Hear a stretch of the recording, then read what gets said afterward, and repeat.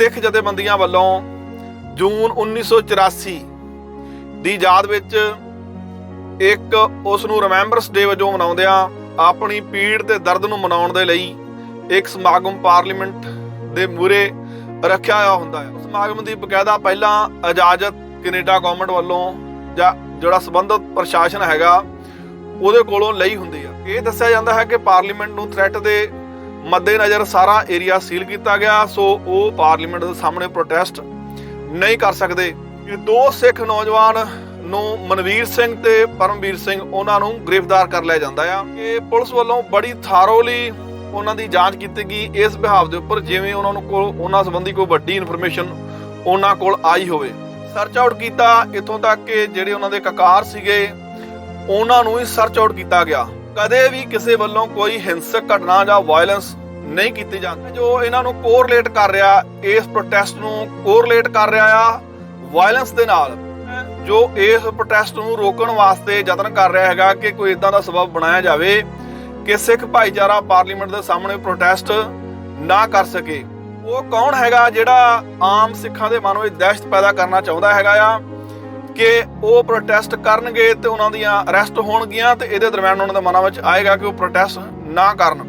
ਲੇਕਿਨ Ottawa police ਵੱਲੋਂ ਇਹ ਦੱਸਿਆ ਜਾਂਦਾ ਹੈਗਾ, CBSA ਵੱਲੋਂ ਮਿਲੀ ਜਾਣਕਾਰੀ ਅਨੁਸਾਰ ਉਹਨਾਂ ਨੇ ਸਾਰੀ ਕਾਰਵਾਈ ਕੀਤੀ ਹੈਗੀ ਆ। ਜਿਹੜੀ ਸਾਬੋਤਾਜ ਜੇ ਮੈਂ ਕਹਾਂ ਤਾਕਤਾਂ ਹੈਗੀਆਂ ਨੇ ਜਿਹੜੀਆਂ ਇਦਾਂ ਦੇ ਪ੍ਰੋਟੈਸਟ ਕਰਨ ਨੂੰ ਵੀ ਹੁਣ ਜਿਹੜਾ ਕੈਨੇਡਾ ਦੇ ਵਿੱਚ ਇਜਾਜ਼ਤ ਦੇਣ ਨੂੰ ਰਾਜੀ ਨਹੀਂ ਹੈਗੀਆਂ। ਪੰਜਾਬ ਨਗਾਰਾ ਤੇ ਤੁਹਾਡਾ ਸਵਾਗਤ ਹੈ। ਮੈਂ ਗੁਰਮੁਖ ਸਿੰਘ ਬਾਰੀਆ ਫਤਿਹ ਅਰਜ਼ ਕਰਦਾ। ਵਾਹਿਗੁਰੂ ਜੀ ਕਾ ਖਾਲਸਾ, ਵਾਹਿਗੁਰੂ ਜੀ ਕੀ ਫਤਿਹ। ਇੱਕ ਅਹਿਮ ਮਸਲਾ ਅੱਜ ਲੈ ਕੇ ਹਾਜ਼ਰ ਹਾਂ। ਕੈਨੇਡਾ ਦੀ ਪਾਰਲੀਮੈਂਟ ਕੁਝ ਦਿਨ ਪਹਿਲਾਂ ਇੱਕਦਮ ਸੀਲ ਕਰ ਦਿੱਤੀ ਜਾਂਦੀ ਆ, ਸਾਰੇ ਰਸਤੇ ਬਲੌਕ ਕਰ ਦਿੱਤੇ ਜਾਂਦੇ ਆ, ਪਾਰਲੀਮੈਂਟ ਨੂੰ ਖਾਲੀ ਕਰਾ ਲਿਆ ਜਾਂਦਾ। ਇਸ ਕਰਕੇ ਕਿ ਅਚਾਨਕ ਇੱਕ ਧਮਕੀ ਆਉਂਦੀ ਆ, ਆਪਾਂ ਥ੍ਰੈਟ ਕਹਿ ਦਿੰਦੇ ਆ ਇਹਨੂੰ, ਜਿਹੜਾ ਸੁਰੱਖਿਆ ਥ੍ਰੈਟ ਸੂਚਨਾ ਕਿ ਕਿਸੇ ਵੱਲੋਂ ਆਉਂਦੀ ਹੈਗੀ ਹੈ ਕਿ ਪਾਰਲੀਮੈਂਟ ਨੂੰ ਖਤਰਾ ਹੈਗਾ, ਕੋਈ ਐਕਸਪਲੋਸਿਵ ਪਦਾਰਥ ਹੈਗਾ, ਵਿਸਫੋਟਕ ਪਦਾਰਥ, ਔਰ ਉਹਦੀ ਮੱਦੇਨਜ਼ਰ ਜਿਹੜੀਆਂ ਸਿਕਿਉਰਿਟੀ ਏਜੰਸੀਆਂ ਹੁੰਦੀਆਂ CBSA ਤੋਂ ਇਨਫੋਰਮੇਸ਼ਨ ਦੇ ਆਧਾਰ ਦੇ ਉੱਤੇ ਓਟਾਵਾ ਪੁਲਿਸ ਵੱਲੋਂ ਕਾਰਵਾਈ ਕਰਦਿਆਂ ਤੁਰੰਤ ਆਪਣਾ ਫਰਜ਼ ਨਿਭਾਉਂਦਿਆਂ ਹੋਇਆਂ ਪਾਰਲੀਮੈਂਟ ਨੂੰ ਖਾਲੀ ਕਰਵਾ ਲਿਆ ਜਾਂਦਾ ਹੈਗਾ। ਜਿੰਨੇ ਰਸਤੇ ਜਾਂਦੇ ਆ ਉਹਨਾਂ ਨੂੰ ਬੰਦ ਕਰ ਦਿੱਤਾ ਜਾਂਦਾ। ਉਸ ਟਾਈਮ ਤੋਂ ਜਿਹੜੀ ਆਮ ਜਨਜੀਵਨ ਆ ਉਸ ਨੂੰ ਵੀ ਬੰਦ ਕਰ ਦਿੱਤਾ ਜਾਂਦਾ ਆ। ਸੋ ਕੀ ਕਾਰਨ ਹੋਇਆ ਕਿ ਇੱਕਦਮ ਇੱਦਾਂ ਦੀ ਇਨਫੋਰਮੇਸ਼ਨ ਵੈਸੇ ਆਉਣੀ ਆਮ ਗੱਲ ਹੈ, ਕੋਈ ਇੱਦਾਂ ਦੀ ਗੱਲ ਨਹੀਂ ਹੈਗੀ, ਲੇਕਿਨ ਕੁਛ ਗੱਲਾਂ ਕੋਰਿਲੇਟ ਹੋਈਆਂ ਹੋ ਗਈਆਂ ਜਿਹਦੀ ਵਜ੍ਹਾ ਕਰਕੇ ਇਹ ਜਿਹੜਾ ਮਸਲਾ ਧਿਆਨ ਮੰਗਦਾ ਹੈਗਾ, ਚਰਚਾ ਮੰਗਦਾ ਹੈਗਾ, ਤੁਹਾਡੀ ਰਾਏ ਵੀ ਮੰਗਦਾ ਹੈਗਾ ਆ ਕਿ 11 ਜੂਨ ਸੈਚਰਡੇ ਨੂੰ ਇਸ ਦਿਨ ਸਵੇਰੇ 9 ਵਜੇ ਓਟਾਵਾ ਪੁਲਿਸ ਵੱਲੋਂ ਜਿਹੜਾ ਮੇਨ ਸਟ੍ਰੀਮ ਮੀਡੀਆ ਉਹਦੇ ਵਿੱਚ ਇਨਫੋਰਮੇਸ਼ਨ ਦਿੱਤੀ ਜਾਂਦੀ ਹੈ ਕਿ ਅਸੀਂ ਪਾਰਲੀਮੈਂਟ ਨੂੰ ਬਕਾਇਦਾ ਇਵੈਕੂਏਸ਼ਨ ਕਰ ਰਹੇ ਹਾਂ, ਖਾਲੀ ਕਰਵਾ ਰਹੇ ਹਾਂ। ਇੱਕ ਥ੍ਰੈਟ ਕਾਲ ਆਈ ਹੈਗੀ ਆ, ਸੂਚਨਾ ਆਈ ਹੈਗੀ ਆ, ਜਿਹਦੇ ਬਿਹਾਫ ਦੇ ਉੱਪਰ ਜਿੰਨੇ ਵੀ ਰਸਤੇ ਪਾਰਲੀਮੈਂਟ ਨੂੰ ਜਾਂਦੇ ਆ ਉਹ ਬੰਦ ਕਰ ਦਿੱਤੇ ਗਏ ਆ। ਆਮ ਜਨਜੀਵਨ ਜਿਹੜਾ ਉਧਰ ਟ੍ਰੈਫਿਕ ਹੈਗੀ ਆ ਉਹਨੂੰ ਰੋਕ ਲਿਆ ਜਾਂਦਾ ਆ। ਸੋ ਐਨ ਉਸੇ ਮੌਕੇ ਤੇ ਹੀ ਇਸ ਦਿਨ ਸਿੱਖ ਜਥੇਬੰਦੀਆਂ ਵੱਲੋਂ ਜੂਨ 1984 ਦੀ ਯਾਦ ਵਿੱਚ ਇੱਕ ਉਸ ਨੂੰ ਰਿਮੈਂਬਰੈਂਸ ਡੇ ਵਜੋਂ ਮਨਾਉਂਦਿਆਂ ਆਪਣੀ ਪੀੜ ਤੇ ਦਰਦ ਨੂੰ ਮਨਾਉਣ ਦੇ ਲਈ ਇੱਕ ਸਮਾਗਮ ਪਾਰਲੀਮੈਂਟ ਦੇ ਮੂਹਰੇ ਰੱਖਿਆ ਹੋਇਆ ਹੁੰਦਾ ਆ। ਉਹ ਸਮਾਗਮ ਦੀ ਬਕਾਇਦਾ ਪਹਿਲਾਂ ਇਜਾਜ਼ਤ ਕੈਨੇਡਾ ਗਵਰਨਮੈਂਟ ਵੱਲੋਂ ਜਾਂ ਜਿਹੜਾ ਸੰਬੰਧਿਤ ਪ੍ਰਸ਼ਾਸਨ ਹੈਗਾ ਉਹਦੇ ਕੋਲੋਂ ਲਈ ਹੁੰਦੀ ਆ। ਲੇਕਿਨ ਕਿਉਂਕਿ ਐਨ ਇੱਕਦਮ ਘਟਨਾ ਕੋਰਿਲੇਟ ਹੁੰਦੀ ਆ, ਉਸ ਸਮੇਂ ਜਥੇਬੰਦੀਆਂ, ਗੁਰਦੁਆਰਾ ਕਮੇਟੀਆਂ ਦੀ ਸਹਿਯੋਗ ਦੇ ਨਾਲ ਅਤੇ ਸਿੱਖ ਜਥੇਬੰਦੀਆਂ ਦੇ ਸਹਿਯੋਗ ਦੇ ਨਾਲ ਇਹ ਸਮਾਗਮ ਆਯੋਜਿਤ ਕੀਤਾ ਜਾਣਾ ਸੀ। ਜਦੋਂ ਸਿੱਖ ਸੰਗਤਾਂ ਉੱਥੇ ਪਹੁੰਚਦੀਆਂ ਤੇ ਇਹ ਕੁਦਰਤੀ ਸੀਗਾ ਕਿ ਜਿਹੜੀਆਂ ਸਿਕਿਉਰਿਟੀ ਫੋਰਸਿਸ ਸੀਗੀਆਂ, ਓਟਾਵਾ ਪੁਲਿਸ ਜਾਂ ਹੋਰ, ਉਹਨਾਂ ਵੱਲੋਂ ਜਿੰਨੇ ਵੀ ਉੱਥੇ ਨੌਜਵਾਨ ਜਿੰਨੇ ਵੀ ਲੋਕ ਗਏ ਸੀ ਉਹਨਾਂ ਨੂੰ ਰੋਕ ਲਿਆ ਜਾਂਦਾ। ਇਹ ਦੱਸਿਆ ਜਾਂਦਾ ਹੈ ਕਿ ਪਾਰਲੀਮੈਂਟ ਨੂੰ ਥ੍ਰੈਟ ਦੇ ਮੱਦੇਨਜ਼ਰ ਸਾਰਾ ਏਰੀਆ ਸੀਲ ਕੀਤਾ ਗਿਆ, ਸੋ ਉਹ ਪਾਰਲੀਮੈਂਟ ਦੇ ਸਾਹਮਣੇ ਪ੍ਰੋਟੈਸਟ ਨਹੀਂ ਕਰ ਸਕਦੇ। ਜਦੋਂ ਜਥੇਬੰਦੀਆਂ ਵੱਲੋਂ ਆਪਣਾ ਤੋਂ ਪਹਿਲਾਂ ਲਈ ਗਈ ਜਿਹੜੀ ਆਪਣੇ ਵੱਲੋਂ ਅਪਰੂਵਲ ਬਾਰੇ ਦੱਸਿਆ ਜਾਂਦਾ ਤਾਂ ਉਹਨਾਂ ਨੂੰ ਇੱਕ ਅਲਟਰਨੇਟ ਜਗ੍ਹਾ ਜ਼ਰੂਰ ਦਿੱਤੀ ਜਾਂਦੀ ਆ, ਜਿਹੜੀ ਕਿ ਨੇੜੇ ਹੀ ਸੁਪਰੀਮ ਕੋਰਟ ਦੇ ਲਾਗੇ ਇੱਕ ਪਾਰਕ ਹੈਗੀ ਆ। ਉੱਥੇ ਉਹਨਾਂ ਨੂੰ ਆਪਣਾ ਪ੍ਰੋਟੈਸਟ ਜਾਂ ਜਿਹੜੀ ਯਾਦਗਾਰੀ ਸਮਾਗਮ ਉਹਨਾਂ ਦਾ ਮਨਾਉਣਾ ਸੀ ਉਹ ਮਨਾਉਣ ਦੀ ਇਜਾਜ਼ਤ ਦਿੱਤੀ ਜਾਂਦੀ ਆ। ਲੇਕਿਨ ਇਹਦੇ ਦਰਮਿਆਨ ਹੀ ਇੱਕ ਅਹਿਮ ਜਿਹੜੀ ਹੋਰ ਘਟਨਾ ਵਾਪਰਦੀ ਹੈਗੀ, ਧਿਆਨ ਮੰਗਦੀ ਆ ਕਿ 2 ਸਿੱਖ ਨੌਜਵਾਨ ਨੂੰ ਮਨਵੀਰ ਸਿੰਘ ਤੇ ਪਰਮਵੀਰ ਸਿੰਘ ਉਹਨਾਂ ਨੂੰ ਗ੍ਰਿਫਤਾਰ ਕਰ ਲਿਆ ਜਾਂਦਾ ਆ।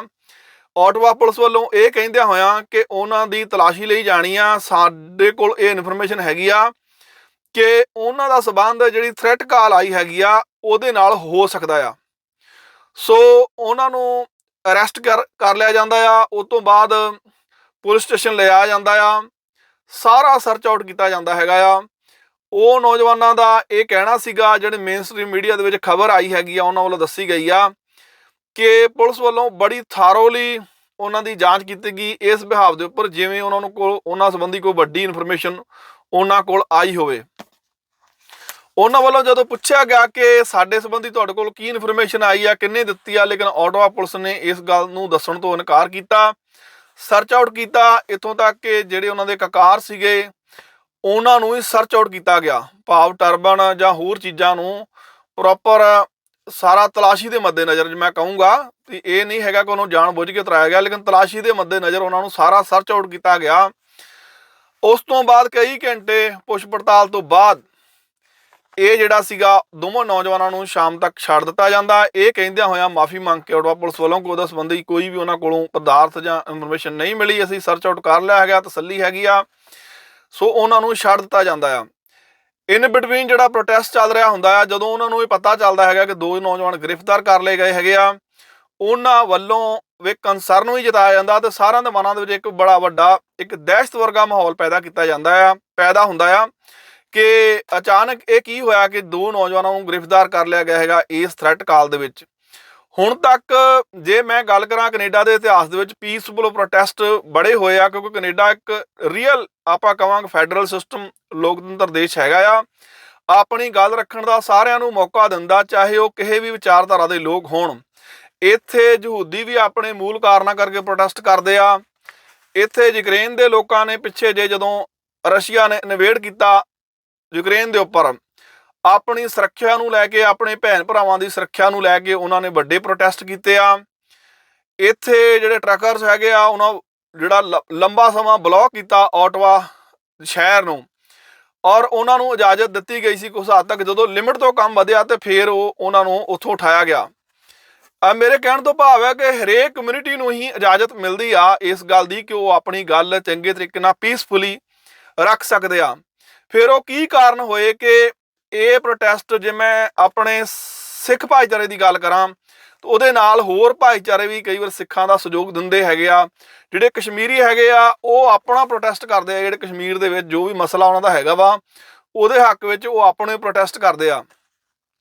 ਲੇਕਿਨ ਲਗਭਗ ਮੈਂ ਹਾਲੇ ਤੱਕ ਜਿੰਨਾ ਸਟੱਡੀ ਕੀਤਾ ਹੈਗਾ ਆ, ਕਦੇ ਵੀ ਕਿਸੇ ਵੱਲੋਂ ਕੋਈ ਹਿੰਸਕ ਘਟਨਾ ਜਾਂ ਵਾਇਲੈਂਸ ਨਹੀਂ ਕੀਤੀ ਜਾਂਦੀ। ਸੋ ਕੌਣ ਹੈ ਜੋ ਇਹਨਾਂ ਨੂੰ ਕੋਰਲੇਟ ਕਰ ਰਿਹਾ, ਇਸ ਪ੍ਰੋਟੈਸਟ ਨੂੰ ਕੋਰਲੇਟ ਕਰ ਰਿਹਾ ਆ ਵਾਇਲੈਂਸ ਦੇ ਨਾਲ? ਕੌਣ ਹੈ ਜੋ ਇਸ ਪ੍ਰੋਟੈਸਟ ਨੂੰ ਰੋਕਣ ਵਾਸਤੇ ਯਤਨ ਕਰ ਰਿਹਾ ਹੈਗਾ ਕਿ ਕੋਈ ਇਦਾਂ ਦਾ ਸਬਬ ਬਣਾਇਆ ਜਾਵੇ ਕਿ ਸਿੱਖ ਭਾਈਚਾਰਾ ਪਾਰਲੀਮੈਂਟ ਦੇ ਸਾਹਮਣੇ ਪ੍ਰੋਟੈਸਟ ਨਾ ਕਰ ਸਕੇ? ਉਹ ਕੌਣ ਹੈਗਾ ਜਿਹੜਾ ਆਮ ਸਿੱਖਾਂ ਦੇ ਮਨ ਵਿੱਚ ਦਹਿਸ਼ਤ ਪੈਦਾ ਕਰਨਾ ਚਾਹੁੰਦਾ ਹੈਗਾ ਆ ਕਿ ਉਹ ਪ੍ਰੋਟੈਸਟ ਕਰਨਗੇ ਤੇ ਉਹਨਾਂ ਦੀਆਂ ਅਰੈਸਟ ਹੋਣਗੀਆਂ ਤੇ ਇਹਦੇ ਦਰਮਿਆਨ ਉਹਨਾਂ ਦੇ ਮਨਾਂ ਵਿੱਚ ਆਏਗਾ ਕਿ ਉਹ ਪ੍ਰੋਟੈਸਟ ਨਾ ਕਰਨ?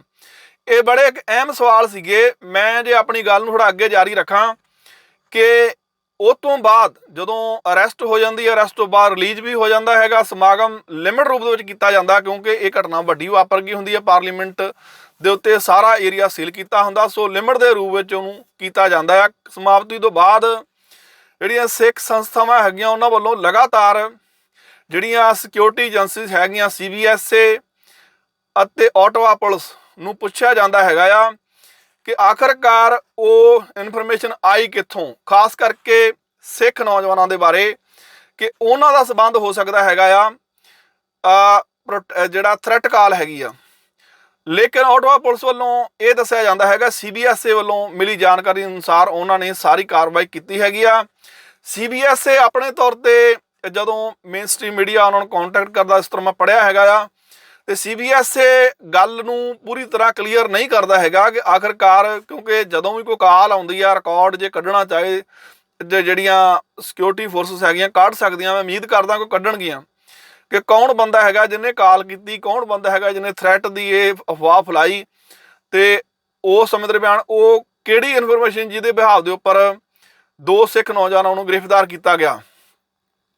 ਜੇ ਮੈਂ ਇਹ ਗੱਲ ਕਰਾਂ ਕਿ ਜਿਹੜੇ ਪ੍ਰੋਟੈਸਟ ਹੈਗੇ ਆ ਲਗਾਤਾਰ ਚੱਲਦੇ ਹੈਗੇ ਆ, ਪੀਸਫੁਲੀ ਪ੍ਰੋਟੈਸਟ ਨੂੰ ਹਮੇਸ਼ਾ ਕੈਨੇਡਾ ਦਾ ਜਿਹੜਾ ਚਾਰਟਰ ਹੈਗਾ ਉਹ ਅਲਾਓ ਕਰਦਾ ਹੈਗਾ ਆ, ਲੇਕਿਨ ਉਹ ਕਿਹੜੀ ਸਾਬੋਤਾਜ ਜੇ ਮੈਂ ਕਹਾਂ ਤਾਕਤਾਂ ਹੈਗੀਆਂ ਨੇ ਜਿਹੜੀਆਂ ਇੱਦਾਂ ਦੇ ਪ੍ਰੋਟੈਸਟ ਕਰਨ ਨੂੰ ਵੀ ਹੁਣ ਜਿਹੜਾ ਜਿਹੜਾ ਕੈਨੇਡਾ ਦੇ ਵਿੱਚ ਇਜਾਜ਼ਤ ਦੇਣ ਨੂੰ ਰਾਜੀ ਨਹੀਂ ਹੈਗੀਆਂ।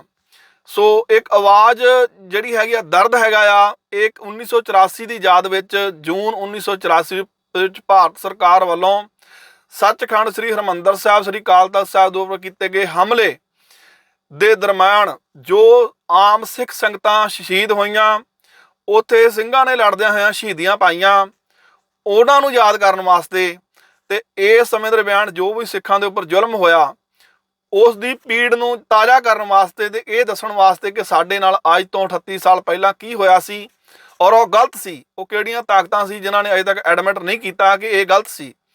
ਸੋ ਇਸ ਗੱਲ ਨੂੰ ਲੈ ਕੇ ਪ੍ਰੋਟੈਸਟ ਸੀਗਾ। ਮੈਂ ਸਮਝਦਾ ਹੈਗਾ ਕਿ ਇਹੋ ਜਿਹੇ ਜਿਹੜੇ ਸੰਵੇਦਨਾਸ਼ੀਲ ਜਿਹੜੇ ਮੁੱਦੇ ਹੈਗੇ ਆ, ਦਰਦ ਨਾਲ ਜਿਹੜੇ ਜੁੜੇ ਹੋਏ ਆ, ਜਿਹੜੇ ਪੀਸਫੁਲੀ ਕੀਤੇ ਜਾਂਦੇ ਹੈਗੇ ਆ, ਐਜ ਏ ਜਰਨਲਿਸਟ ਇੱਕ ਧਿਰ ਨਾਲ ਮੈਂ ਜੁੜਨ ਦਾ ਕੋਈ ਦਾਵਾ ਨਾ ਕਰਦਾ ਹੈਗਾ, ਨਾ ਮੈਂ ਜੁੜਦਾ ਹੈਗਾ, ਲੇਕਿਨ ਮੈਂ ਐਜ ਏ ਬੀਇੰਗ ਸਿੱਖ ਮੈਂ ਵੀ ਇਹ ਮਹਿਸੂਸ ਕਰੂੰਗਾ ਕਿ ਜੇ 1984 ਦੀ ਯਾਦ ਵਿੱਚ ਕੋਈ ਸਿੱਖ ਸੰਸਥਾ ਪ੍ਰੋਗਰਾਮ ਰੱਖਦੀ ਹੈਗੀ ਆ, ਐਜ਼ ਪੈਰਲਲ ਇੱਦਾਂ ਦੀ ਕੋਈ ਥ੍ਰੈਟ ਆ ਜਾਂਦੀ ਆ ਜਿਹਦੀ ਵਜ੍ਹਾ ਕਰਕੇ ਉਹਨਾਂ ਦਾ ਪ੍ਰੋਗਰਾਮ ਜਿਹੜਾ ਡਿਸਟਰਬ ਹੁੰਦਾ ਆ, ਤੇ ਇਹ ਜਵਾਬ ਮੰਗਣਾ ਵੀ ਬਣਦਾ ਹੈਗਾ ਆ ਕਿ ਉਹ ਕਿਹੜੀਆਂ ਤਾਕਤਾਂ ਹੈਗੀਆਂ ਨੇ ਜਿਹੜਾ ਇਸ ਪ੍ਰੋਟੈਸਟ ਨੂੰ ਰੋਕਣਾ ਚਾਹੁੰਦੀਆਂ ਹੈਗੀਆਂ ਨੇ, ਜਿਹੜੀ ਸਿੱਖਾਂ ਦੀ ਇਮੇਜ ਹੈਗੀ ਆ ਉਹਨਾਂ ਨੂੰ ਕੋਰਲੇਟ ਕਿਉਂ ਕਰਨੀਆਂ ਜਾਂਦੀਆਂ, ਵਾਇਲੈਂਸ ਦੇ ਨਾਲ ਕੋਰਲੇਟ ਕਿਉਂ ਕਰਨ ਦਾ ਯਤਨ ਕੀਤਾ ਜਾਂਦਾ ਹੈਗਾ ਆ, ਕਿਉਂਕਿ ਪੀਸਫੁਲੀ ਜਦੋਂ ਤੱਕ ਗੱਲ ਚੱਲਦੀ ਹੈਗੀ ਆ ਕੈਨੇਡਾ ਗੌਰਮੈਂਟ ਹਮੇਸ਼ਾ ਅਲਾਓ ਕਰਦੀ ਆ। ਸੋ ਕਿਹੜੀਆਂ ਤਾਕਤਾਂ ਸੀ ਜਿਨ੍ਹਾਂ ਨੇ ਇਹੋ ਜਿਹੇ ਪੀਸਫੁਲ ਪ੍ਰੋਟੈਸਟ ਹੈਗੇ ਆ ਉਹਨਾਂ ਨੂੰ ਕੋਰਲੇਟ ਕਰਨ ਦਾ ਯਤਨ ਕੀਤਾ ਵਾਇਲੈਂਸ ਦੇ ਨਾਲ, ਅਤੇ ਦਹਿਸ਼ਤ ਪੈਦਾ ਕਰਨ ਦੀ ਕੋਸ਼ਿਸ਼ ਕੀਤੀ ਗਈ, ਸਿਕਿਉਰਿਟੀ ਏਜੰਸੀਆਂ ਨੂੰ ਉਲਝਾ ਕੇ ਉਸ ਸਮਾਗਮ ਨੂੰ ਰੋਕਣ ਦੀ ਯਤਨ ਕੀਤਾ ਗਿਆ। ਸੋ ਇਹੋ ਜਿਹੇ ਅਹਿਮ ਸਵਾਲ ਬੜੇ ਹੈਗੇ ਜਿਹੜੇ ਸਵਾਲ ਮੰਗਦੇ, ਤੁਸੀਂ ਆਪਣੀ ਰਾਏ ਦੇਣਾ ਕਿ ਕੀ ਹੋਣਾ ਚਾਹੀਦਾ ਹੈਗਾ ਆਉਣ ਵਾਲੇ ਸਮੇਂ ਦੇ ਵਿੱਚ, ਅਸੀਂ ਆਪਣੇ ਸਿੱਖ ਭਾਈਚਾਰੇ ਦੀ ਇਮੇਜ ਨੂੰ ਕਿਸ ਤਰ੍ਹਾਂ ਬਚਾ ਕੇ ਰੱਖ ਸਕਦੇ ਹਾਂ, ਆਪਣੇ ਆਪ ਨੂੰ ਇਹਨਾਂ ਮੁਲਕਾਂ ਦੇ ਲਾਅ ਦੇ ਅਕੋਰਡਿੰਗਲੀ ਅੱਗੇ ਲੈ ਕੇ ਕਿਸ ਤਰ੍ਹਾਂ ਚੱਲੀਏ ਕਿ ਅਸੀਂ ਆਪਣੇ ਨਾਲ ਹੋਈਆਂ ਬੇਇਨਸਾਫੀਆਂ ਦਾ ਜਿਹੜਾ ਪ੍ਰਗਟਾਵਾ ਹੈਗਾ ਆ, ਉਹਦਾ ਰੋਸ ਜਿਹੜਾ ਹੈਗਾ ਉਹ ਵੀ ਅਸੀਂ ਕਰ ਸਕੀਏ, ਤੇ ਆਪਣੀ ਇਮੇਜ ਨੂੰ ਵੀ ਅਸੀਂ ਇਹੋ ਜਿਹੀਆਂ ਤਾਕਤਾਂ ਤੋਂ ਬਚਾ ਕੇ ਰੱਖੀਏ ਤਾਂ ਜੋ ਸਾਨੂੰ ਜਿਹੜੀਆਂ ਸਮੇਂ ਦੀਆਂ ਹਕੂਮਤਾਂ ਹੈਗੀਆਂ ਨੇ ਉਹ ਕੈਨੇਡਾ ਦੇ ਸਿਸਟਮ ਵਿੱਚ ਐਜ ਏ ਟੈਰਰਿਸਟ ਗਰਦਾਨ ਕੇ ਜਾਂ ਵਾਇਲੈਂਸ ਦੇ ਨਾਲ ਸਾਨੂੰ ਜੋੜ ਕੇ ਸਾਡੀ ਇਮੇਜ ਨੂੰ ਖਰਾਬ ਨਾ ਕਰ ਸਕਣ। ਸੋ ਇਹ ਇੱਕ ਜ਼ਰੂਰੀ ਮੈਸੇਜ ਸੀਗਾ ਜਿਹੜਾ ਤੁਹਾਨੂੰ ਮੈਂ ਦਿੱਤਾ ਹੈਗਾ ਆ, ਤੁਸੀਂ ਆਪਣੀ ਰਾਏ ਜ਼ਰੂਰ ਦੇਣਾ। ਮੈਂ ਗੁਰਮੁਖ ਸਿੰਘ ਬਾਰੀਆ ਫਤਿਹ ਅਰਜ਼ ਕਰਦਾ। ਵਾਹਿਗੁਰੂ ਜੀ ਕਾ ਖਾਲਸਾ, ਵਾਹਿਗੁਰੂ ਜੀ ਕੀ ਫਤਿਹ।